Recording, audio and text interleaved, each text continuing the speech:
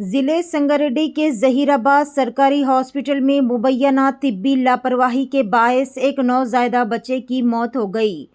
लवाहिकीन का इल्ज़ाम है कि ड्यूटी पर डॉक्टर मौजूद नहीं थे। नर्सों ने जजगी कराई और ऑक्सीजन समेत ज़रूरी तिब्बी सहूलियत ना होने की वजह से बच्चे को बरवक्त इलाज ना मिल सका। वाक़े के बाद मुश्तइल लवाहिकीन ने अस्पताल के बाहर एहतजाज करते हुए ज़िम्मेदार डॉक्टरों और तिब्बी अमले के खिलाफ कार्रवाई का मुतालबा किया। अस्पताल इंतज़ामिया का मौक़ूफ़ ताहल सामने नहीं आया, जबकि अवाम ने वाक़े की गैर जानबरदाराना तहक़ीक़ात का मुतालबा किया है।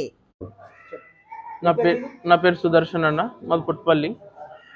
పొద్దున్న 7 o'clock వచ్చిన మీడికి 7 నుంచి తీసుకొని పోయినరు, చేస్తున్నామని మీతోటి కాకపోతే సంగారెడ్డికి రాసియండి, లేకపోతే ఎక్కడైనా నేను ప్రైవేట్లో చూపెట్టుకుంటా అని చెప్పిన. ఆయననే 10 నిమిషాలు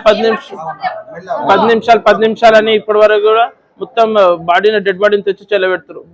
డెలివరీ అయిన తర్వాత బాడీని తీసుకొని పోయి ఆక్సిజన్ పెట్టమంటే పైన ఆక్సిజన్ అవైలబుల్ లేదు, ఆ డాక్టర్స్ అవైలబుల్ లేరు. 10 times నేను వాళ్ళని అప్రోచ్ అయినా. 10 times అప్రోచ్ అయితే నాకు ఎక్కడన్నా రాసేయండి అంటే పేషెంట్ని పంపించలేరు, ఆమెని పంపించలేరు, బయటికి కూడా రాసియలేరు. పోయి డాక్టర్ని 10 times రిక్వెస్ట్ చేసిన, పేషెంట్ దగ్గరకు ఒకసారి పోతాని రిక్వెస్ట్ చేసిన, ఆయన పంపిస్తలేరు.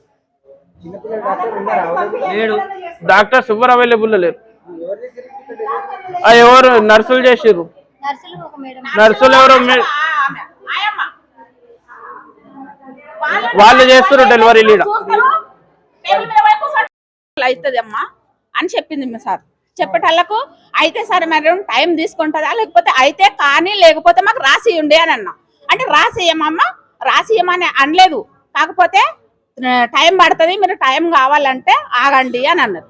అంటే సరే మేడం అవుతుంది అంటే చెప్పండి, లేకుంటే మాకు ఎక్కడైనా రాసియండి అని అన్నా నేను.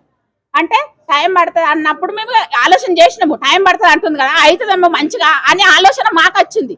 మరి ఇంత పూర్తి మీరు చేస్తారు అని మాకు ఆలోచన రాలేదు. అయినా డెలివరీ కాగానే మరి బాబుకు ట్రీట్మెంట్ అందాలి కదా, ఆక్సిజన్ లేదు, ఏం లేదు, అసలు వాళ్ళు ముట్టుకోలేరు కూడా, పిల్లగాన్ని చూడలేరు కూడా. తీసుకుపోండి ఎక్కడన్నా అని అంటున్నారు. ఎక్కడ తీసుకుపోవాలా, ఏ డాక్టర్ దగ్గర తీసుకుపోవాలి మీరు చెప్పండి, మేము తీసుకుపోవాలా?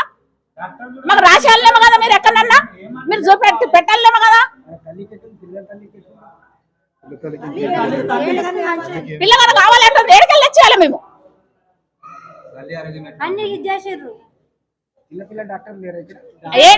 ఆక్సిజన్ పడితే మా బాబు దక్కుతున్నాయి కదా, ఆక్సిజన్ లేదు కదా, అసలు డాక్టర్ ముట్టుకోలేడు కూడా. డాక్టర్ పైన కింది పైన పంపాలి, మేము ఏడకి తీసుకుపోవాలి. మీరు చెప్తున్నారు కదా మేము తీసుకొని పోయేది, మేము ఏడకి తీసుకుపోవాలి, మీరు చెప్పలేరు కదా మాకు. లేనప్పుడు ఇంకా చేస్తారు.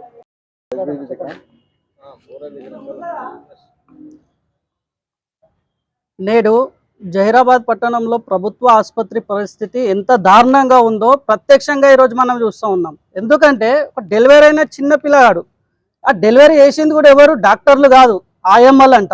ఎంత దారుణమైన పరిస్థితి ఉంది ప్రభుత్వ ఆసుపత్రిలో అంటే, డాక్టర్లు వాళ్ళ సొంత హాస్పిటళ్ళు, ప్రైవేట్ హాస్పిటళ్ళలో వాళ్ళు సీజరింగ్లు చేస్తారు, ఆపరేషన్లు చేస్తారు, కానీ ఇక్కడ ప్రభుత్వ ఆసుపత్రిలో పట్టించుకోరు. ఎందుకంటే వాళ్ళకి కావాల్సింది డబ్బులు. ఇక్కడ డబ్బులు రావు, ప్రైవేట్ హాస్పిటల్లో డబ్బులు వస్తాయి కాబట్టి ఇక్కడ సిజరింగ్లు చేయరు, ఇక్కడ ఆపరేషన్లు చేయరు. అంటే అమాయకమైన ప్రజలు చనిపోవాలి, ప్రజలను పట్టించుకునే నాదుడలేడు. ఈ కాంగ్రెస్ ప్రభుత్వం ఎంత దారుణంగా తయారైందంటే ప్రజలకు అసలు పట్టించుకునే పరిస్థితిలోనే లేదు. నేను ఇక్కడ ఉన్న అధికారులను కానీ స్వయంగా నేను కలెక్టర్ గారిని ఒక విన్నపం కోరుకుంటున్నా, దయచేసి ఈ హాస్పిటల్ను మీరు విజిట్ చేయండి. స్థానికంగా ఉన్న ఎమ్మెల్యే ఎంపీ గారు కూడా విజిట్ చేసి తక్షణమే ఇక్కడ జరుగుతున్న చర్యలను మేము ఇక్కడ భారతీయ జనతా పార్టీ నుండి మేము తీవ్రంగా ఖండిస్తున్నాం. వెంటనే దీనిపైన చర్యలు తీసుకోవాలి. చనిపోయిన బాబుకు కూడా న్యాయం జరిగే విధంగా చూడవలసిందిగా అధికారులను కోరుతా ఉన్నాం.